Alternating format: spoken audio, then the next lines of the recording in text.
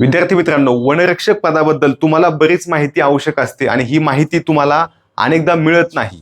त्या माहितीमध्ये ज्या आवश्यक गोष्टी आहेत त्या सगळ्या गोष्टी आपण तुम्हाला सांगणार आहोत. यामध्ये काय काय आहे की तुम्हाला जाहिरात अपेक्षितच आहे, बुक लिस्ट पाहिजे, पात्रता काय आहे, सुट्ट्या किती असतात, तुम्हाला सुविधा काय काय मिळतात, तुम्हाला वैद्यकीय सुविधा काय असतात, सुट्ट्या काय असतात, बदली काय आहे, पगार किती आहे, प्रमोशन किती आहे, अभ्यासक्रम काय आहे, परीक्षा कोण घेणार आहे, अशा प्रत्येक प्रश्नाचं उत्तर तुम्हाला शॉर्टकटमध्ये मिळणार आहे. व्हिडिओ शेवटपर्यंत पाहायचा आहे. वनरक्षकची जाहिरात लवकरच येणार आहे.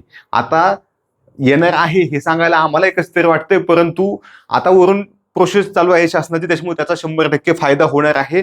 इकडच्या सोबत एमपीएससीच्या सुद्धा मेगा भरती होणार आहेत. आता जसं वरून येतं तसं आम्ही तुम्हाला सांगतोय बाबांनो, आम्ही का आमच्या मनाचं काही सांगत नाहीत. जर तुम्हाला वनरक्षकसाठी बॅच पाहिजे असेल तर ब्लॅक पॅन्थर ही महाराष्ट्रातली सगळ्यात दर्जेदार बॅच आहे. तुम्ही ह्याचा नक्की फायदा घ्या. ह्याच्यामध्ये संपूर्ण बॅच लाईव्ह आहे आणि तुम्ही रेकॉर्डेड व्हिडिओ सुद्धा बघू शकता. शिकवणारे चांगले आहेत, नोट्स चांगल्या मिळतात, टेस्ट होतात आणि तुम्हाला बक्षीस सुद्धा मिळतं. ह्याचा 100% फायदा घ्या. आपल्या महाराष्ट्र अकॅडमी ॲपमध्ये आहे. ठीक आहे. आता बघा पात्रता काय आहे. आता काहींसाठी जरी ह्या गोष्टी बेसिक असल्या तरी लक्षात घ्या की ह्या गोष्टी सुद्धा महत्वाच्या आहेत. की तुम्हाला शिक्षण किती लागतंय, फक्त 12वी पास पाहिजे तुम्ही. पण 12वी पास सोबत तुम्हाला काय पाहिजे, काही विषयांचं सखोल ज्ञान पाहिजे. म्हणजे इयत्ता 12वीला असताना तुम्हाला एकतर अर्थशास्त्र विषय पाहिजे किंवा तुमचं 11वी-12वी नंतर तुमचं कॉमर्स झालेलं पाहिजे. नंतर झालेलं असेल तरी चालेल. म्हणजे तुम्ही 12वी नंतर कुठेतरी वेगळ्या कोर्सला ऍडमिशन घेतले, कॉमर्सला, आधी आर्ट्सला होते मग तुम्ही कॉमर्सला गेले तरीही चालते. तुमचं इंजिनिअरिंगचं असेल, पॉलिटेक्निक केलं तरीही चालते. तुमच्याकडं भूगोल सारखा विषय पाहिजे किंवा तुमच्याकडं विज्ञान म्हणजे काय आहे, फिजिक्स, केमिस्ट्री, बायोलॉजी कशामध्येही तुम्ही जर पुढे शिकलेले आहात तर तुम्ही या परीक्षेसाठी पात्र आहात. त्याच्यामुळे टेन्शन घेऊ नका. एकदमच तुमचं आर्ट्स झालेलं आहे आणि तुम्हाला आर्ट्समध्ये पण भूगोल नव्हता, अर्थशास्त्र नव्हतं, अशा वेळेस तुम्ही अपात्र असू शकता. परंतु असं खूप कमी वेळा होतंय. ठीक आहे.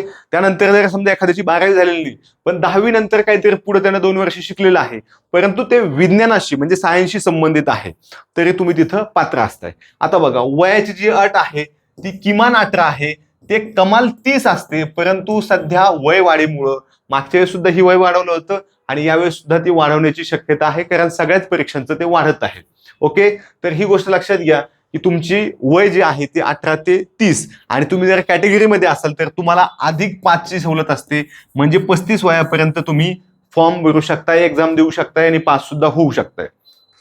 पुढचा महत्वाचा विषय आहे की शारीरिक पात्रता काय आहे. की समजा हे वनरक्षकचं पद आहे, तुम्हाला माहिती असेल की ही युनिफॉर्म पोस्ट आहे. तुम्हाला एक युनिफॉर्म असतो, अगदी पोलिसांसारखं. थोडक्यात तुम्ही वन विभागाचे पोलीस असता आणि ह्या वन विभागाच्या पोलिसांना तुम्हाला उंची लागते. तुम्ही जर मेल असाल तर तुम्हाला 163 सेंटीमीटर आणि तुम्ही जर फिमेल असाल तर तुम्हाला 155 सेंटीमीटर एवढी उंची लागते. वजन जे आहे त्या वजनाऐवजी आपण BMI शब्द वापरू. म्हणजे तुम्ही वजन आणि उंचीमध्ये एकदम कडके असू नयेत. म्हणजे तुमची उंची आहे पण तुमच्या अंगातच जीव नाही असं चालत नाही. आपल्याकडे पोलीस भरतीला किंवा PSI ला सुद्धा ही अट नाही, परंतु या वन विभागामध्ये BMI ची अट घातलेली आहे त्यांनी. म्हणजे बॉडी मास इंडेक्स. तुमचं उंची आणि तुमचं वय हे व्यवस्थित मॅच झालं पाहिजे. तुम्ही एकदम ढोले ढोले आहात तरीही चालत नाही आणि तुम्ही एकदम अंगात तुमच्या जीवच नाही असंही चालत नाही. फक्त तुमचं वजन आणि उंची ते काय BMI तुम्ही गुगलवरून सहज काढू शकताय. छाती जी आहे ती पुरुषांना कमीत कमी 79 सेंटीमीटर असली पाहिजे. मग 80 चालती, 90 चालती, 100 चालती. परंतु आधी एकदा ते मोजतात आणि त्याच्यानंतर पुन्हा एकदा ते सांगतात की आता छाती फुगवायची आहे, तुम्हाला फक्त श्वास घ्यायचा आहे, फक्त मुलांसाठी. तर ही कमीत कमी 5 सेंटीमीटर फुगली पाहिजे. म्हणजे तुमची नॉर्मल 100 आहे तर तुम्ही फुगून ती कमीत कमी 105 झाली पाहिजे. आता माझी छाती जेव्हा माझं PSIचं फिजिकल होतं तेव्हा 11 सेंटीमीटर फुगली होती. प्रत्येकाची कॅपॅसिटी असते. काही ना ते चांगली चेस्टमध्ये हे झालेलं असतं, काहींचं एकदम स्मोकिंग करून किंवा पोल्युशननं सगळं बिघडलेलं असतं किंवा श्वसन यंत्रणाच खराब असते, त्याची बिचाऱ्याची फुगत नाही. पण जनरली सगळ्यांची छाती फुगते, त्याच्यामुळे त्याचं टेन्शन नाही. आलं लक्षात. एवढी छाती फुगायची. झालं, शारीरिक पात्रता एवढीच आहे. पुढचा विषय आहे की मैदानी चाचणी. तुमची परीक्षा कशी असते बघा, 120 गुणांची लेखी परीक्षा प्लस 80 गुणांची मैदानी चाचणी, एकूण 200 पैकी मेरिट लावणार. ठीक आहे. मग ही परीक्षा तुमची आधी होते. या परीक्षेला तुम्ही पात्र झाले, पास झाल्यानंतर तुम्हाला ही 80 मार्कांची मैदानी चाचणी असते. मैदानी चाचणीमध्ये एकच इव्हेंट असतो, तो म्हणजे धावणे. तुम्हाला काय करायचं आहे, धावायचं आहे. त्याच्यामध्ये एक आहे पुरुषांना 5 किलोमीटर आणि महिलांना 3 किलोमीटर धावायचं आहे.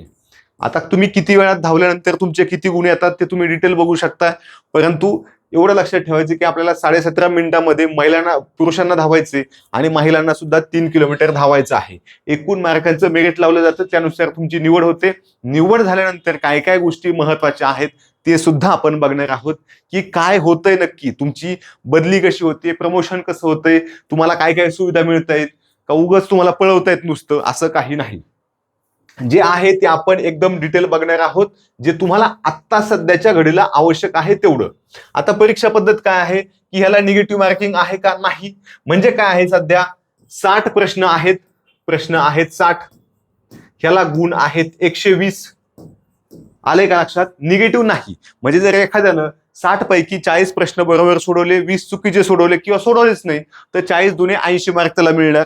तो त्याच्या कॅटेगरीमध्ये बसत असेल किंवा ओपन मधून बसत असेल तर त्याला पुढं मैदानी चाचणीला बोलवणार. ठीक आहे.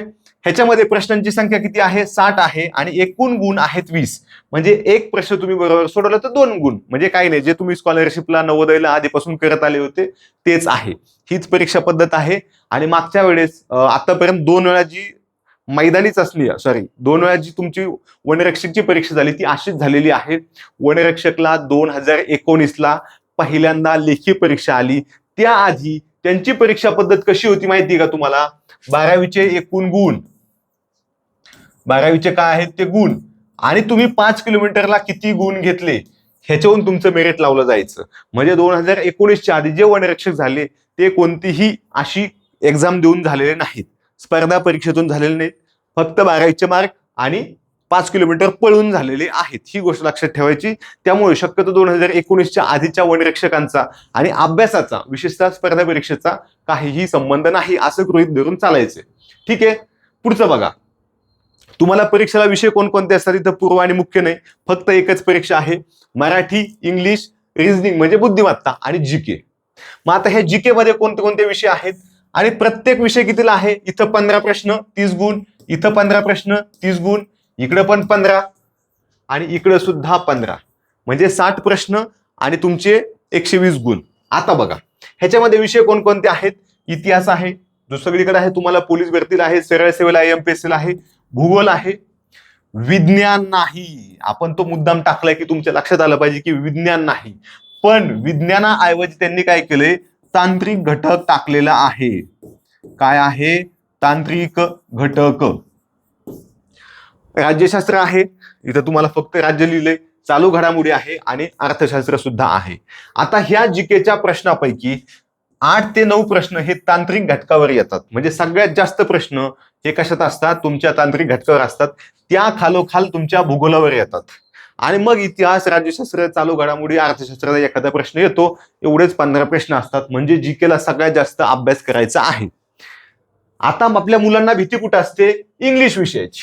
सगळ्यांना माहिती की आपण झेडपीला शिकलो, कोणी कॉन्व्हेंटचं नाही ना असलं तर ते बिचारे तेवढं हुशार नसते, म्हणून ते आपल्या सोबत असते. इकडं आम्ही झेडपीला शिकलेलो आहेत, परंतु इंग्लिशची भीती जर मनात ठेवली तर मग मात्र अवघड होते. ती भीती याला डोक्यातली काढून टाका. कारण तुम्ही जर इंग्रजी विषयाचं विश्लेषण केलं नाही, कशा पद्धतीने प्रश्न येतात, किंवा इंग्रजी विषय अभ्यासला नाही तर तुमचं सिलेक्शनच होणार नाही. मग तुम्हाला काय करावं लागेल? तुम्ही खेळाडू आहात, माजी सैनिक आहात, की जिथं खूप कट ऑफ कमी जातोय, ओबीसी आहे, माजी सैनिक पण आहे, तर ठीक आहे बा, तुम्ही इंग्लिश नाही केले पण बाकीचे 3 विषय व्यवस्थित केले, तुमचं होऊ शकतं. इथं मात्र इंग्लिशला आपल्याला मिनिमम बेसिक मार्क घ्यायचे. म्हणजे 15 प्रश्न आहेत ना, 6-7 प्रश्न तरी आले पाहिजे. 15 पैकी 12 आले, अतिशय चांगलं. लक्षात घ्यायचं, वनरक्षकची इंग्लिश अतिशय सोपी आहे. म्हणजे इतर दारूबंदी पोलीसच्या चपराशी पदापेक्षा वनरक्षकची इंग्लिश खूप सोपी, एमपीएससी पेक्षा तर खूपच सोपी, तुमच्या तलाठीपेक्षाही खूप सोपी. सगळ्यात सोपी इंग्लिश आम्हाला फक्त वनरक्षकची वाटलेली आहे. मग इंग्लिश तुमचा विषय आहे, तो तुम्ही व्यवस्थित करायचा आहे. मराठीला बऱ्यापैकी इथं आउट ऑफ मार्क घेतात मुलं. रिझनिंग पण तेवढंसं अवघड नाही. जीकेला मात्र तुम्हाला तांत्रिक घटक, जो वेगळा तांत्रिक घटक म्हणजे काय आहे की वन विभागात तुम्ही गेल्यानंतर तुम्हाला काय कामं करायचे त्याच्याविषयी प्रश्न आहेत. म्हणजे आपला व्याघ्र प्रकल्प कधी चालू झाला, कुठं आहे, मग त्याचं अमुक अमुक कायदा कधीच आहे, कोणती हेल्पलाईन आहे, मग वेगवेगळे जे नॅशनल पार्क आहेत ते कुठं आहेत, महाराष्ट्रात कोणतं आहे, किती मोठं आहे, सगळ्यात मोठं कोणतं, किंवा वन विभागाचे जे वेगवेगळे म्हणजे झाडांचे प्रकार आहेत पावसाचे प्रकार आहेत, मातीचे प्रकार आहेत, ह्या अशा गोष्टीवर प्रश्न येतात, कधी कधी योजना विचारतात. ह्यालाच आपण तांत्रिक घटक म्हणतोय, वेगळं काही नाही. ठीक आहे. तर असं सगळं आपण तुम्हाला हे बॅचमध्ये डिटेल शिकवत असतो, परंतु तुम्हाला योग्य वाटेल त्या ठिकाणी तुम्ही बॅच लावा, क्लास लावा, काही अडचण नाही. आता बघा, बुक लिस्ट जी आहे त्या बुक लिस्टमध्ये 2 टाईपचे कॅन्डिडेट आहेत की ज्यांनी कधीही अभ्यास केलेला नाही. अशा विद्यार्थ्यांनी काय करायचंय, शून्यापासून चालू करायचंय. परंतु ज्या विद्यार्थ्यांनी समजा आधीच पोलीस भरती केली आहे, आधीच सरळ सेवा केली किंवा आधीच एमपीएससी करत होतं, तर त्यांना मी लिमिटेड सांगेन की तुम्ही सगळ्यात आधी वनरक्षक प्लॅनर घ्या. महाराष्ट्र पब्लिकेशनचं पुस्तक आहे, इथं जवळ नाही बहुतेक, पण तुम्हाला जर तुमच्याकडं आहे, हे वनरक्षक प्लॅनर हे पुस्तक आहे, तुम्ही दुकानात जाऊन पाहायचं की याच्यामध्ये मागच्या वर्षी झालेल्या सगळ्या प्रश्नपत्रिका आहेत. प्रत्येक प्रश्नाचं सोल्युशन आहे. 2023 ला जरी पेपर झाले असले तरी 2026 ला अपडेटेड आहेत, म्हणून याचा तुम्हाला 100% फायदा होणार. त्यासोबत जो 2019चा पेपर होता त्याच्या सुद्धा सिलेक्टेड प्रश्नपत्रिका दिलेल्या आहेत. प्रत्येक प्रश्नाचं सोल्युशन आहे. आणि जो घटकाबद्दल आपण बोलत होतो तांत्रिक घटक, तो तांत्रिक घटक ह्याच्यामध्ये दिलेला आहे. तांत्रिक घटकासह 2019च्या 23च्या प्रश्नपत्रिका प्रत्येक प्रश्नाच्या सोल्युशनसह अपेक्षित सराव प्रश्नसंचसह वनरक्षक प्लॅनर मध्येच आहेत. पण जर तुम्हाला मार्केटमध्ये गेल्यानंतर असं वाटलं की याच्यापेक्षाही चांगलं एखादं पुस्तक आहे तर कृपया हे घेऊ नका. ठीक आहे. आता बघा, हे झाले तुमचे तांत्रिक घटक. इकडं झालंय इंग्रजी, कारण तुम्हाला माहिती का प्रत्येक परीक्षेचा पॅटर्न वेगळा असतो. तुम्ही म्हणताल की नाही नाही मी आधी तलाठी केले बाबांनो, तिकडे प्रश्न वेगळे आहेत, इकडे वेगळे आहेत, थोडे सोपे पण आहेत. आणि तुम्हाला तांत्रिक घटक तुमच्या तलाठीला शिकवला जात नाही, तो तुम्हाला वेगळा अभ्यासाचा, जिथं 15-16 मार्क तुम्हाला पडणार आहेत. म्हणून तुम्हाला व्यवस्थित करणं आहे. ओके. बुक लिस्ट तुम्हाला वनरक्षक प्लॅनर हा प्रश्नपत्रिका संच घ्यावाच लागेल. म्हणजे तुम्हाला प्रत्येक प्रश्न कसा येतोय, किती अवघड येतोय, कसा अभ्यासला पाहिजे, सगळ्या गोष्टी कळतील, कारण पॅटर्न तोच आहे. पुढे जे आहे, जर समजा तुमच्याकडे कोणतंच बुक नसेल आणि तुम्ही पोलीस भरती करत आहात किंवा करायला इच्छुक आहात, तर तुमच्याकडे बऱ्यापैकी विद्यार्थ्यांकडे वर्दीचा राजमार्ग असतो. त्याच्यामधून तुमचा हा तांत्रिक घटक जो आहे हा सोडला तर हा सगळा जीके कव्हर होईल. त्यासोबत तुमचं मराठी कव्हर होईल. तुम्हाला ह्या 2 गोष्टींचं टेन्शनच नाही. त्याच्यासोबत जे रिझनिंग आहे ना, ह्या रिझनिंगचा सुद्धा जवळपास 70% अभ्यास होईल. तुम्हाला इंग्लिशसाठी पुस्तक वेगळंच घ्यावं लागेल. त्याच्यामध्ये तुम्ही MJ शेख घ्या किंवा आपलं वनरक्षक गाईड असणार आहे मार्केटमध्ये, ते तुम्ही घेऊ शकताय. ह्याचा सुद्धा तुम्हाला 100% फायदा होणार आहे आणि तो सुद्धा फायदा तुम्ही करून घ्यायचा आहे. ओके. चला, ते झालं. मग बुक लिस्ट जी आहे ती आपण तुम्हाला सांगितली. तरी तुम्हाला इंग्लिशसाठी तुम्ही MJ शेख वापरू शकता. कोणाला बाळासाहेब शिंदे आवडतं ते वाचा. पण मला आवडलं एक छोटं पुस्तक म्हणजे रामदास वाघ. काय नाव आहे त्यांचं? रामदास वाघ. इंग्लिशचं पुस्तक आहे. अतिशय सोप्या भाषेत आहे. तुम्हाला वाटलं तर घ्या, नाही वाटलं तर दुसरं घ्या. आपलं असलं काय, दुसरं असलं काय, आपण तेच सांगणार आहेत. दुकानात जाऊन पहा, योग्य वाटतंय का पहा, असेल तर घ्या. तुमचा निर्णय तो तुम्ही घ्यायचा आहे. ठीक आहे. चला, पुढचा विषय आहे की ही बॅच आहे. तुम्हाला आधीच सांगितलं की ह्या बॅचमध्ये आम्ही चांगलं शिकवतोय, प्रश्नांचं विश्लेषण देतोय, होमवर्क नोट देतोय, अभ्यासक्रम आहे डिटेल आणि अनलिमिटेड व्ह्यूज आहेत. किती पण वेळा पहा. 600 रुपयात आम्ही तुम्हाला जवळपास 500च्या आसपास लेक्चर देतोय, जेणेकरून तुमचं सगळं कव्हर होणार आहे व्यवस्थित. ओके. आता बघा, तुम्ही वनरक्षक झाल्यानंतर साधारणपणे पगार किती असणार आहे? आता एखादा जुना सांगेल तुम्हाला की नाही एवढं पेमेंट असतं, तेवढं पेमेंट असतं. आम्ही जॉईन झालो तेव्हा आम्हाला 23,000 होतं. बाबांनो, आता सगळ्यांचे पेमेंट वाढलेले आहेत. पोलीस शिपाईपेक्षा इथं चांगलं 4-5 हजार पेमेंट जास्त असतं. पगार जवळपास तुमचा 45,000 ते 47,000 हा ग्रॉस जातोय. हा पहिला पगार म्हणतोय मी. ग्रॉस म्हणजे कळतंय का तुम्हाला? एकूण पगार. आता ह्याच्यामधून तुमचा काहीतरी टॅक्स वजा करायचा, तुमचं काहीतरी लोन असेल ते वजा करायचे, तर तो पगार तुमच्या हातामध्ये सुद्धा स्टार्टिंगला पहिलाच पगार 42,000च्या आसपास पडणार आहे. 42 ते 44 असं आपण पकडूया. ह्याला नेट म्हणतोय आपण. नेट आलं का तुमच्या लक्षात? बाकीचा शासनाचा जो किरकोळ खर्च आहे, तुमच्या PF फंडामधले ते वेगवेगळे पैसे कट करून एवढा. ठीक आहे. आता बघा, हा पगार मी 45 ते 47 का म्हणलोय माहिती तुम्हाला? 45 हा पगार तुमचा झाला बेस पगार. पण जर तुमची पोस्टिंग मुंबईत असेल, एखाद्या आदिवासी नक्षलवादी क्षेत्रामध्ये असेल, तर तुम्हाला तिथं पेमेंट थोडं जास्त दिलं जातं. एक एक्स्ट्रा भत्ता म्हणून तुम्हाला पेमेंट दिलं जातं. मग तो 45चा तो 49 सुद्धा मिळतो. पण कुठं तुम्ही त्या क्षेत्रात असेल तर, आणि हा पगार फक्त आपण पहिल्या महिन्याचा पकडत आहोत. आता ह्याच्यामध्ये अजिबात डोकं लावत बसू नका की कसा काढला काय काढला. तिथे तुम्हाला येस बँड काय आहे ते कळायचं नाही आणि बेसिक सॅलरी कळायची नाही. ते बिलकुल नादी लागू नका. फक्त एवढा पगार मिळतोय, मी सांगतोय, माझा विश्वास ठेवा, पुढे निघा. ठीक आहे. हा इकडं आता पेन्शन मात्र तुम्हाला बंद झालेलं आहे. तुम्हाला सगळ्यांना माहिती असेल की आता राज्य शासनाच्या कोणत्याही सेवकाला पेन्शन मिळणार नाही.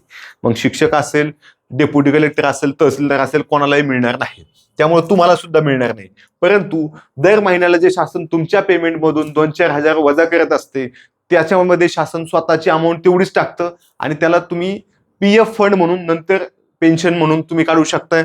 तुम्हाला रिटायरमेंटच्या वेळेस मिळतं किंवा ते वन टाइम तुम्ही काढून घेऊन तुमच्या खर्चासाठी वापरू शकता. त्याच्यामध्ये आता जर तुम्ही आता झालात आणि ह्या नियमानुसार तुम्ही पैसे असेच गुंतवत गेलात तरी तुम्हाला रिटायरमेंटच्या वेळेस, तेव्हाच सांगतो मी, तुमची रिटायरमेंट जेव्हा होईल 2050, 60 काय असेल ते तुमच्या वयानुसार, तेव्हा सुद्धा जो 2 ते 3 कोटी रुपये फंड मिळणार आहे. परंतु तेव्हा 2 ते 3 कोटी रुपये म्हणजे आताचे कुठेतरी 40-50 लाख असं पकडून जा. ठीक आहे. तर असा आहे तुमचा पगार आहे, पेन्शन नाही. एवढंच लक्षात ठेवायचं. ह्या पगारामध्ये वाढ कशी होती? दरवर्षी 3% वाढ होती. त्याच्यासोबत तुमचा महागाई जो भत्ता आहे त्या भत्त्यामध्ये 4 ते 5% वाढ होत असते. म्हणजे दरवर्षी पगार तुमचा जो आहे तो साधारणपणे 7-8% वाढत असतोय. म्हणजे तुम्हाला जर एखाद्या वर्षी 50,000 पगार असेल तर पुढच्या वर्षी तो पगार 54,000 होत असतोय. एवढी गोष्ट एक लक्षात ठेवायची आहे. तुमचा पगार दरवर्षी वाढणार आहे. भले तुमचं प्रमोशन होईल किंवा नाही होईल, तुमचा जो पगार आहे त्याच्या साधारणपणे 7 ते 8% एवढा पगार वेतन वाढ प्लस महागाई भत्ता वाढ असा मिळत असतोय. पुढे बघा, प्रमोशन काय होतंय तुम्हाला तेही माहिती असले पाहिजे की ज्या परीक्षेचा मी अभ्यास करतो त्याचं प्रमोशन काय होतं हेच मला माहित नाही. तर इथं लक्षात ठेवायचंय की तुमचा जो वनरक्षक असतो, काय असतो? वनरक्षक. ह्याचा साधारणपणे 10 ते 12 वर्षांनी, कधी कधी 14 वर्षांनी सुद्धा वनपाल म्हणून प्रमोशन होतं. चला आपण इथे ऍव्हरेज 12 पकडूया. 12 वर्षांनी काय झालं? तुमचं वनपाल. म्हणजे ही जर पोस्ट तुमची पोलीस कॉन्स्टेबलची आहे तर ही तुमची पोलीस हवालदाराची पोस्ट आहे. ठीक आहे, अशी आपण पकडूया म्हणजे तुमच्या सहज लक्षात राहील. पुढे जी आहे त्याच्यानंतर साधारणपणे 12-13 वर्षांनी तुमचं RFO म्हणून प्रमोशन होतंय. म्हणजे तुम्हाला वनरक्षक म्हणून लागल्यानंतर RFO पदापर्यंत पोहोचण्यासाठी सरासरी 25 वर्ष लागतात. ठीक आहे, ह्याचा अर्थ असा होतो की जेवढं तुमचं लवकर सिलेक्शन होईल तेवढं, म्हणजे लवकर म्हणजे कमी वयात, तेवढं तुम्हाला वरची पोस्ट लवकर मिळणार. तुम्ही रिटायरमेंटच्या वेळेस मोठ्या पोस्टवर असणार. आता समजा तुमच्यापैकी एखादा विद्यार्थी आहे जो 32 वर्षी लागलाय आणि त्याचा एक चुलत भाऊ आहे, मामाचा मुलगा आहे, तो 18 वर्षी लागलाय. तर साधा विषय आहे की ह्यांच्या सेवेमध्ये 14 वर्षाचा गॅप आहे. सॉरी, कितीचा गॅप पडलाय? 14 वर्षाचा गॅप आहे. तर 14 वर्षाचा गॅप म्हणजे जो 18व्या वर्षी लागलाय तो इथं ACF म्हणजे तुमच्या DYSP ची रँक असते त्या रँकला जाणार. लक्षात घ्या, हे कशामुळे जाणार? हा 18 वर्षाचा आहे म्हणून. आणि जर एखादा इथं 30व्या वर्षी लागला तर तो कसा बसा रिटायरमेंटला? फक्त इथं रिटायर होणार RFO पदापर्यंत. आलं लक्षात? RFO म्हणजे तुमच्या PSIच्या एक वरची पोस्ट, APIच्या लेवलची पोस्ट आहे आणि ACF मात्र ACPच्या लेवलची पोस्ट आहे, म्हणजे DYSPच्या लेवलची पोस्ट आहे. अशा पद्धतीने त्याचं प्रमोशन आहे. पुढे जे आहे की तुमचं प्रशिक्षण आहे, ते प्रशिक्षण साधारणपणे 6 महिने होतं. जसं पोलीस ट्रेनिंग सेंटर असतं किंवा महाराष्ट्र पोलीस अकॅडमी आहे की जिथं तुमचं ट्रेनिंग कायम ट्रेनिंगसाठीच ते सेंटर बनवलेले आहेत, तसं इकडं मात्र तेवढं नाही. कारण नियमित जागा भरल्या जात नाहीत, त्या जागांची संख्याही कमी असते. विभागही छोटा आहे. त्या मानानं तुम्ही म्हणता सगळीकडे जंगलच दिसते, मग विभाग कसा काय छोटा आहे? बाबा त्यातल्या आतल्या माणसांची संख्या कमी आहे. ठीक आहे, तर इथं जे आहे की 6 महिने तुमचं प्रशिक्षण असतंय. प्रशिक्षण वेगवेगळ्या ठिकाणी होते. सध्या शहापूर, पाल, जालना आणि नागपूरकडे सुद्धा एका ठिकाणी तुमचं प्रशिक्षण होतंय. हे काय फिक्स नसतं, हे काय याच्यावर काय परीक्षेला प्रश्न येणार नाहीत. त्यांच्या वेळेस ती जागा उपलब्ध असेल तिथं तुम्हाला ट्रेनिंगला बोलवतात. साधारणपणे 100-150 लोकांना एका एका टप्प्यानं ट्रेनिंगला पाठवलं जातं. तुमचं सिलेक्शन झालं म्हणजे तुम्हाला लगेच ट्रेनिंगला पाठवतात असं होत नाही. ते फक्त कुठं होतंय? चांगली क्लास 1ची पोस्ट आहे, चांगली गॅझेटेड क्लास 2ची पोस्ट आहे किंवा PSIची पोस्ट आहे, आधी ट्रेनिंग मग जॉईनिंग. परंतु तुम्ही PSI सोबत STI सिलेक्शन होतं. STI लोकांना कधी 2 वर्षांनी ट्रेनिंगला पाठवतात. त्यांना काही ट्रेनिंग बिनिंग नसतं. सिलेक्शन झालं, आज जॉईनिंग झालं की आजच कामाला लागायचं. काढ फायली, घे कॉम्प्युटर, कर चालू, कर टाईप, असं लगेच चालू होतं. इथं मात्र तुम्हाला तसंच आहे की इथं सुद्धा तुम्हाला वनरक्षक झाल्यानंतर आधी जॉईनिंग करून घेतात, तुम्हाला बेसिक गोष्टी शिकवतात आणि जशी उपलब्धता असेल तसं प्रशिक्षणाला पाठवतात, डायरेक्ट पाठवत नाहीत. ठीक आहे, एखाद्याचं जॉईनिंग झाल्यानंतर 2-2 वर्ष 3-3 वर्ष सुद्धा ट्रेनिंग होत नाही. ही गोष्ट लक्षात ठेवायची की तुमचं सिलेक्शन म्हणजे लगेच ट्रेनिंग नाही. पोलिसांप्रमाणे अवघड ट्रेनिंग नसते, परंतु त्याच्यातलं थोडं कमी असतं किंवा फक्त पीटी करायची, तुम्हाला खायचं प्यायचं, दिवसभर वेगळा अभ्यास आहे आपला, तुमचे कायदे वेगळे, त्यांचे कायदे वेगळे. तर तुम्हाला तुमचे कायदे संख्यानं कमी आहेत, कलम सुद्धा लहान आहेत आणि जास्त लोड घ्यायचं कारण नसतं, त्याच्यामुळे तुम्हाला सुद्धा ते त्रास देत नाहीत. जसं पोलीसमध्ये खूप जास्त मेहनत घ्यावी लागते, पळावं लागतं, कायदे खूप असतात, परीक्षा खूप पास व्हायचा, तसा इथं लोड नसतोय. पुढं आहे तुमची बदली कशी होते, हाही एक महत्वाचा प्रश्न आहे की बदली जी आहे ती तुमची बदली 2 टाईपची होते. एक नियमित बदली, म्हणजे दर 3 वर्षानंतर तुम्हाला इथलचं उचलणार, तिथं नेऊन टाकणार 3 ते 5 वर्षामध्ये. ठीक आहे, म्हणजे तुमची इच्छा जरी नसली की मला आता ह्या तालुक्यात चांगलं मन लागलं होतं माझं आणि मला आता तिकडं का टाकतायत, पण तुमची बदली ती नियमानुसार होत आहे. तुम्हाला 3 ते 5 वर्षामध्ये तुमचं जे सध्याचं लोकेशन आहे ते सोडून दुसऱ्या तालुक्यात जाणं आहे. ठीक आहे, जर तुमच्या एखाद्या तालुक्यात 2-2 रेंज असतील तर ही रेंज सोडून त्या रेंजला जायचं. विनंती जी आहे, विनंती म्हणजे तुम्ही स्वतःहून म्हणताय ओके प्लीज माझी बदली करा, पण त्यासाठी तुम्हाला कमीत कमी 5 वर्ष एका जागेवर असले पाहिजेत. तिथं तुम्ही 5 वर्ष सेवा केल्यानंतर तुम्ही सांगू शकता की आता मला नागपूरवरून कुठं जायचंय, नागपूरला आहे माझी पोस्टिंग, आता मला कुठं जायचंय, कोल्हापूरला जायचंय. मग कोल्हापूरला जायचंय तर तुम्हाला विनंती बदली करून जायचंय. तुमची नियमित बदली कोल्हापूरला होत नाही. तुम्हाला विनंती करायची की मला नागपूर वनक्षेत्र सोडून, वनवृत्त सोडून कुठं जायचं आहे, कोल्हापूर वनवृत्तामध्ये. मग तुम्ही नागपूरवाल्यांची परवानगी घ्यायची आणि त्यानंतर कोल्हापूरवाल्यांची सुद्धा घ्यायची. त्याला एनओसी म्हणतात, नो ऑब्जेक्शन. आमचं काय ऑब्जेक्शन नाही, आम्ही ह्याला सोडायला तयार आहेत. ते म्हणले पाहिजे आम्ही ह्याला घ्यायला तयार आहेत. मग काही आर्थिक व्यवहार असले, माहित नाही, आता बऱ्यापैकी आपण ऐकतो की बाबा पैशाशिवाय बदली होत नाही. नसल होत, होत असेल तर होत असेल, जे काय असेल ते असेल. मग तुमची कशी होती आम्हाला माहित नाही. मग इथं तुम्हाला पाठवलं जातं. एखादा तिकडचा आहे कोल्हापूरचा, त्याला नाशिकला जायचंय, त्याची पण अशीच प्रोसेस असते, पण त्याला कमीत कमी 5 वर्ष एका ठिकाणी काम करावं लागतं आणि ठोस कारण द्यावं लागतं. ठोस कारण म्हणजे काय आहे की माझ्या आईला कॅन्सर आहे, आईला, वडिलाला, बायकोला किंवा मुलगी असेल तर नवऱ्याला कॅन्सर आहे, HIV आहे, किडनी ट्रान्सप्लांट केलं आहे, हृदयाचा विकार आहे, तरच तुम्हाला ह्या वनवृत्तातून त्या वनवृत्तात पाठवलं जातं. माझं सासू सासरे किंवा आई वडील, मुलगी असेल तर सासू सासरे, तर मुलगा सांगत माझा सासरा पडलाय त्याचा पाय मोडलाय, माझी बदली करून द्या, असं चालत नाही. कायमचा काहीतरी मोठा आजार झालाय, कायमचा मोठा आजार म्हणजे किडनी गेली, तर त्या माणसाची किडनी सतत त्याला लक्ष द्यावं लागते. लक्षात, कॅन्सर झाला तर तो सहजासहजी नीट होत नाही, किंवा हृदयाचा आजार झालाय तर तो मेजर आजार आहे, त्या मोठ्या मोठ्या आजारामध्ये ती येते. तर अशा वेळेस काय केलं जातं, त्या व्यक्तीच्या काळजीसाठी तिथं जवळ थांबण्याची आवश्यकता आहे, म्हणून तुम्हाला त्या व्यक्तीच्या जवळसाठी ह्या वनवृत्तातून त्या वनवृत्तात पाठवता येतं. ओके, आता बघा आवडीचा विषय तुमच्या की मग तिकडे सुट्ट्या किती असतात. मग आता छोटा विषय आहे की सुट्ट्या किती असतात हे तुम्हाला माहितीच असलं पाहिजे. जे इतर सिव्हिल असतात, सिव्हिलवाले म्हणजे काय असतं की जे युनिफॉर्म पोस्ट नसते, म्हणजे तुमच्यासोबत समजा एखादा लिपिक आहे तर त्याला सिव्हिलवाले म्हणतात, म्हणजे त्यांना कुठलाही युनिफॉर्म नसतो. पण पोलीस असेल, दारूबंदी पोलीस असेल, RTOचे लोक असतील, वन विभागाचे असतील, अग्निशामकचे असतील, ज्यांना युनिफॉर्म असतो, ते थोडक्यात सुरक्षेचे पण नियम असतात, त्यांना ते सगळं पाळावं लागतं. त्यांना आठवड्याला फक्त एक सुट्टी असते, ती पण फिक्स नसते. डॉक्युमेंटला सांगतोय मी, वनरक्षक लोक किती सुट्ट्या मारतात त्यांचंच त्यांना माहिती. परंतु इथं काय आहे, आठवड्याची तुम्हाला एकच सुट्टी असते. मग सुट्टी तुम्हाला सोमवारचे सोमवार मिळणार नाही. तुमच्या ज्या ऑफिसमध्ये 8-10 लोक काम करतायत किंवा 50-100 करतायत, तर त्या लोकांचं असं टाइम टेबल बनवतात ते की तू सोमवारी घे, तू सोमवारी घे, हा मंगळवारी घेईन, हा मंगळवारी घेईन, किंवा हे 4 लोक रविवारी असतील, हे 2 लोक पुढच्या वेळेस सुट्टी घेतील. असं सुट्ट्याचे राऊंड असा बनवलेला असतो. म्हणून काय होतं, तुमचं ऑफिस कायम चालू असतं, प्रत्येक दिवशी वन विभागाचं ऑफिस चालू असतं. फक्त तिथल्या लिपिक लोकांना शनिवार रविवार सुट्टी असते. ओके, कारण ते सिव्हिलमध्ये येतात, वन विभागात आहेत पण लिपिक आहेत, म्हणजे ते काय आहे, सिव्हिलियन आहेत, युनिफॉर्म वाले नाहीत. आता बघा, अर्जित राजा म्हणजे काय आहे की तुम्ही अर्ज करायचे, नावातच अर्ज करायचंय, वरिष्ठांनी मंजूर केला की तुम्हाला सुट्टी मिळते. एका वर्षात तुम्ही 30 दिवस सुट्टी घेऊ शकता. आणि ह्या सगळ्या पेड लिव्ह सांगतोय मी. पेड लिव्ह म्हणजे काय, ह्या सुट्ट्या तर आहेत पण तुम्हाला याचा फुल पगार मिळणार. इकडे काय झालं, समजा ह्या 52 झाल्या, आठवड्याची एकच पकडली आपण, ह्या झाल्या 52, ह्या झाल्या 30. आता किरकोळ राजा म्हणजे काय म्हणतात, त्याला CL म्हणतात. तर ह्या जवळपास तुमच्या 8 झाल्या. वैद्यकीय राजा म्हणजे काय आहे की तुम्ही आजारी पडला, सर्दी झाली, खोकला झालाय किंवा घरातली व्यक्ती कोणतरी आजारी पडली, तुमचं तंगडं मोडलंय, तर अशा वेळेस तुम्हाला शासनानं वैद्यकीय सुट्ट्या सुद्धा दिल्या आहेत. मग ह्या सुट्ट्या तुम्हाला मिळतात 30, परंतु ह्या सगळ्या हाफ पे असतात. मग जर तुम्हाला असं वाटलं की मला 1 वर्षामध्ये 15 दिवस मेडिकल लिव्ह टाकायच्यात आणि 15 दिवसाचं फुल पेमेंट घ्यायचं, तर ती सुद्धा सुविधा आहे.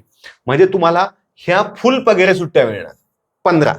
त्यासोबत जर तुम्ही महिला असाल तर तुम्हाला 9 महिने म्हणजे 9 त्रिक 27 270 दिवस प्रेग्नन्सी लिव्ह मिळणार एका आयुष्यात 2दा. नोकरीला लागल्यानंतर जर तुम्हाला 2 अपत्य झाले, पहिलं झालेलं नाही, एखाद्या मुलीचं आधीच लग्न झाले, तिला आधी एक मुलगा आहे आणि नंतर एक मुलगी झाली, तर तिला ती एकदाच सवलत मिळणार. पण एखाद्या मुलीचं आधी सिलेक्शन झाले आणि नंतर लग्न झाले, नंतर तिला मुलं झालीत, म्हणजे सिलेक्शन नंतर मुलं झालेत, लग्नाचं काही घेणं नाही त्यांना, तर अशा वेळेस त्या महिलेला 2दा तिची सवलत घेता येते. समजा याला कदाचित असं झालं की तुम्हाला पहिल्यांदाच होतानाच जुळं झालं, तर असं जर जुळं झालं तर बाबांनो तुम्हाला ती सवलत एकदाच मिळते, दुसऱ्यांदा मिळत नाही. तुम्ही म्हणता आता 2 मुलं झालेत मग दुप्पट करून टाका, असं चालत नाही, एकदाच मिळणार. एकूण 2 मुलांसाठी, 2 अपत्यांसाठी असा तो नियम आहे. ठीक आहे, ह्या अशा रजा आहेत, एवढ्या सगळ्या सुट्ट्या मिळतात, ह्याचं तुम्हाला काहीही पेमेंट कट केलं जाणार नाही. पण ह्याच्यापेक्षा जास्त तुम्हाला सुट्ट्या पाहिजेत की यार माझं आता वनरक्षक म्हणून सिलेक्शन झाले, पण आता मी कंबाईनच्या मेन्सला, ह्यावेळेस तर फौजदारच होऊन दाखवायचं, तर तुम्ही तिथं सुट्ट्या टाकू शकता, अर्ज देऊन टाकू शकता किंवा मेडिकल टाकू शकता, ज्याचं तुम्हाला पेमेंट मिळणार नाही. म्हणजे त्याला आपण नॉन पे म्हणतोय. नॉन पे, आता हे तुम्हाला शासकीय शब्द आहेत, नवीन नवीन ऐकायला वेगळे वाटत असतील, परंतु त्याला नॉन पे सुट्ट्या म्हणतात. अशा ह्या सुट्ट्या असतात की तुम्ही त्या ऍडिशनल जास्त घेऊ शकताय, परंतु त्यासाठी वरिष्ठांची परवानगी लागते किंवा त्यांना कळवलं गेलं पाहिजे. पण सत्यता अशी आहे की आठवड्याच्या फक्त 2 ते 4 दिवस लय झालं तर हे लोक काम करतात. एखाद्या ठिकाणी खूप कामाचा लोड असेल तर जास्त काम करतात, जे नियमात आहे त्याच्यापेक्षा. परंतु इतर ठिकाणी जिथं सामाजिक वनीकरण आहे किंवा थोडं निवांतपणा आहे, काही कामावर कोणी लक्ष देत नाही, तर अक्षरशः कर्मचारी आठवड्यातून 2 दिवस कामाला येतो आणि बाकीचे दिवस निव्वळ सुट्ट्या आणतो, घरी झोपून राहतो, मित्रांसोबत गप्पा मारतो, पार्टी करतो, लग्नाला जातो, म्हणजे टाइमपास करत राहतो फुल. लक्षात, किंवा पुढचा अभ्यास करायचा असेल, एखाद्याला हुशार असेल तो पुढचा सुद्धा अभ्यास करत असतोय.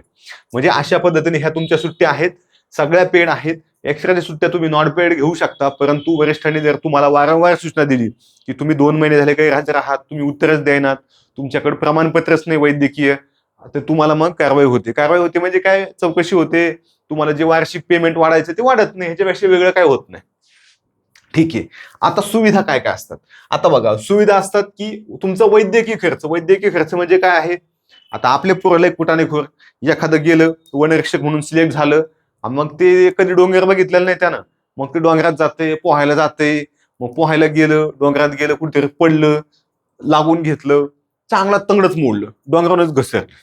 तंगडं मोडल्यानंतर त्याला दवाखान्यात नेलं आणि दवाखान्यात गेल्यानंतर 3 लाखाचं बिल निघलं. तर अशा वेळेस तो 3 लाखाचं बिल तुमचं गव्हर्नमेंट स्वतः भरते. पण गव्हर्नमेंटनं सांगताना काय सांगितलं की तुम्ही मोडल्यानंतर, तुम्हाला डॅमेज झाल्यानंतर तुम्ही सिव्हिल हॉस्पिटलला जायचं, आधी शासकीय दवाखान्यात. तिथं उपचार होत नसेल तरच तुम्ही खासगीमध्ये जायचे.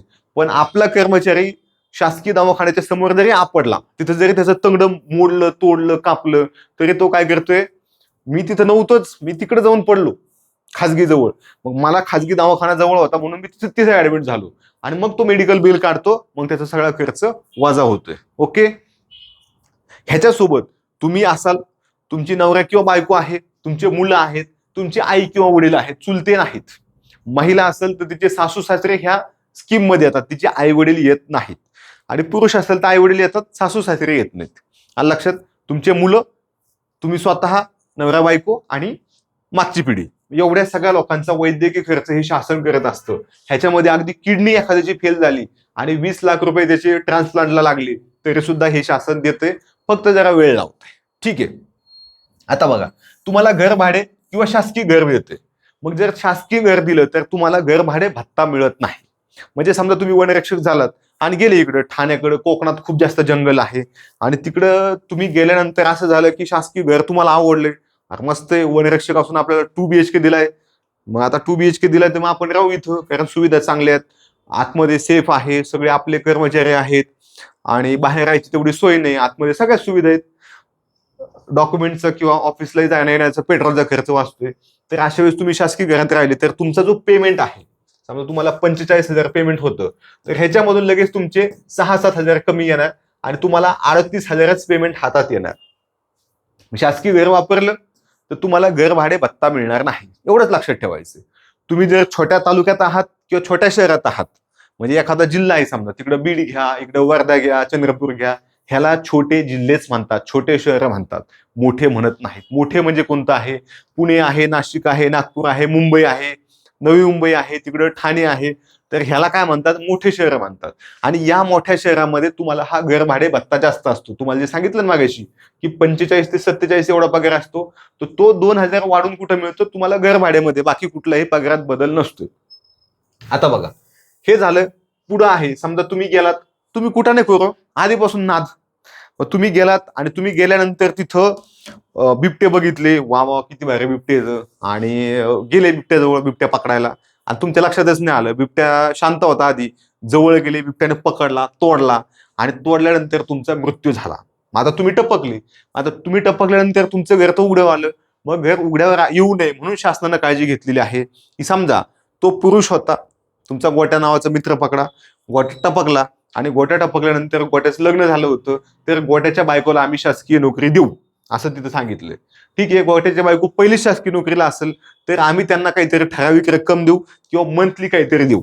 ठीक आहे, म्हणजे त्याचं कुटुंब उघड्यावर यायचं नाही. पण जर गोट्याचं लग्नच झालं नव्हतं, जॉईनिंग झालं, आणि जॉईनिंग झालं पहिल्या दिवशी बिबट्या पकडला असंच त्यानं काय केलं? पकडण्याचा प्रयत्न केला आणि बिबट्यानेच त्याला पकडलं. हा मेला, तुमचा गोट्या मेला. मग गोट्या मेल्यानंतर गोट्याचं लग्नच झालं नव्हतं, कोणाच्या बायकोला नोकरी द्याता किंवा पैसे कोणाच्या बायकोला देता? मग गोट्याचं जर कोणी लहान भाऊ किंवा लहान बहीण असेल जी अनमॅरिड आहे, तर त्यांना सुद्धा शासन नोकरीला घेते. म्हणजे मोठा भाऊ गेलाय म्हणून लहान भाऊ किंवा बहिणीला शासकीय नोकरीला घेता येऊ शकतं. जर त्यांची इच्छा नसेल तर त्यांना शासन विशिष्ट रक्कम दर महिन्याला देते. आलं लक्षात? थोडक्यात हाफ पगार देतंय की तुमचं कोणी नोकरीला तरी चालतंय, पण आम्ही तुम्हाला एवढं एवढं करतोय. ठीक आहे, ही गोष्ट लक्षात ठेवायची. पण त्या बिबट्यानं पकडताना त्या गोट्याचं काय झालं? बिबट्यानं हात पकडला, इतका जोरात पकडला की बिबट्यानं हातच तोडून काढला, तोडलाच डायरेक्ट, तुकडाच केला. मग बिबट्याला काय झालं? हात नाही राहिला. आता बिबट्या एकाच हातानं, तुमचा बिबट्या म्हणतो तुमचा गोट्या नावाचा मित्र, मग त्याला काय झालं? अपंगत्व आलं आणि मग त्याला आता काम करता येत नाही. तर तो जो खर्च आलाय तो तर शासन करणारच आहे. शासन ठरवलंच आहे की तुम्ही आता आमचे जावई आहात, तुम्ही काही कुठं नाही करा, आम्ही आहेतच सांभाळून घ्यायला. ठीक आहे, पण जावयाने जर लय नाटकं केली तर मग फटके पण मिळतात. तसं इथं विषय आहे की इथं अपंगत्व आल्यामुळं त्या व्यक्तीला वनरक्षक ऐवजी ऑफिसचं काही काम देता येईल का, ह्याच्याबद्दल शासन विचार करून वेगळं काम देतंय, लक्षात घ्यायचे.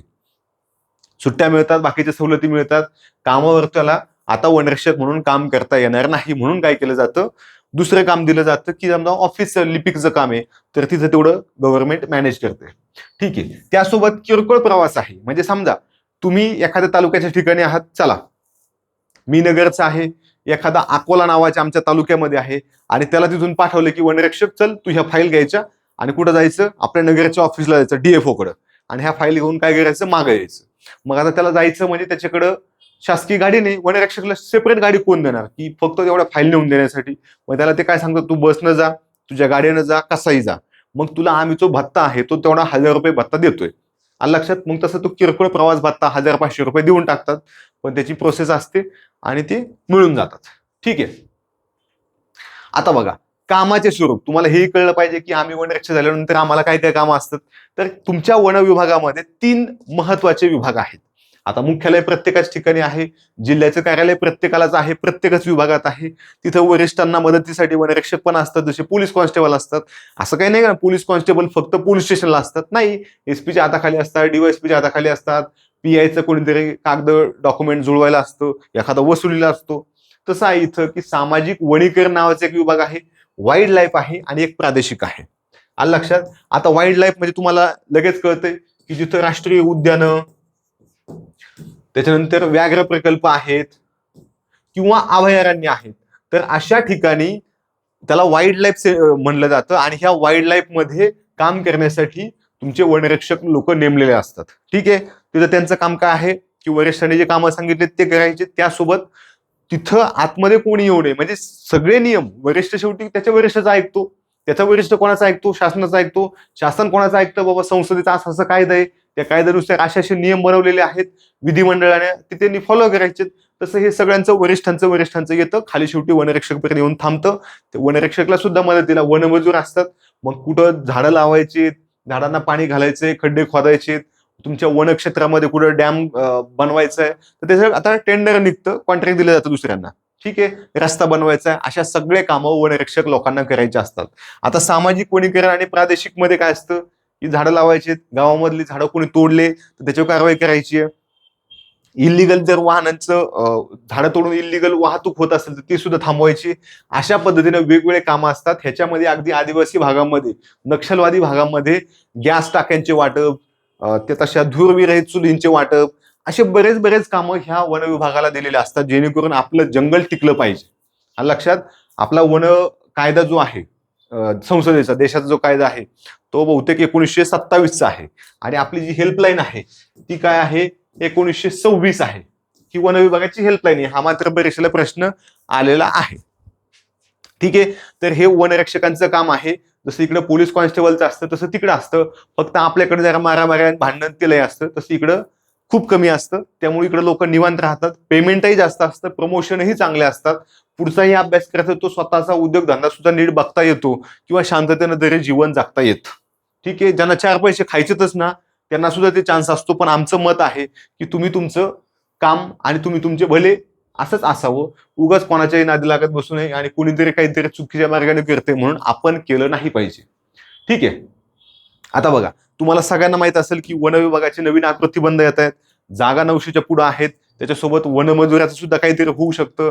आणि 900+ जागा सध्या तरी आहेत. ह्या जागामध्ये वाढच होणार आहे, कारण कोणतीही भरती झालेली नाही. लोकांची प्रमोशन झालेत, लोकांच्या बदल्या झाल्यात, राजीनामे झालेत, मृत्यू झालेत. काही लोकांनी दुसरीकडे सिलेक्शन झालं म्हणून सोडून दिलेले आहेत. म्हणजे ह्या जागा तुमच्या आता अजून किती वाढतात माहिती नाही. फक्त तुम्ही आत्तापासून प्रयत्न केले पाहिजेत. ठीक आहे, आत्तापासून प्रयत्न केले तरच तुमचं सिलेक्शन होणार आहे. अशा सगळ्या गोष्टी आहेत. ह्या गोष्टी तुम्हाला शिकायच्या आहेत. बॅच पाहिजे असेल तर घ्या, दुसरी चांगली मिळत असेल तर दुसरीकडे घ्या. पुस्तकाचंही मी सांगितलं तुम्हाला की वनरक्षक प्लॅनर हे जे पुस्तक आहे हे बेस्ट आहे. पण तुम्हाला असं वाटलं की मला ह्याच्यापेक्षा चांगलं मिळतंय, बिलकुल घेऊ नका. ठीक आहे, तसंच बॅचचं आहे, काही गरज नाही. आम्ही सगळं शिकलोत, पोस्ट काढल्यात, आता पोरांनाही शिकवतोय, तिथे आमचं व्यवस्थित चालू आहे. पण जर तुम्ही सिरियस असाल तर जॉईन करत चला, अभ्यास व्यवस्थित करा. अभ्यास खूप महत्वाचा आहे. काय होतं माहिती का, मुलं करतात म्हणजे करायचं म्हणून करतात आणि मग सगळं वायाला जाते. ते होऊ देऊ नका. करायचं तर मन लावून करायचं. जेव्हा जाहिरात येईल तेव्हा माझं सिलेक्शन झालं पाहिजे, टॉपरच. नाही तर सिलेक्शन तर होईल, ह्या नाही तर दुसऱ्या विभागात तर मिळेल. एवढ्या जागा येतात, दर 8 दिवसाला जाहिरात येते.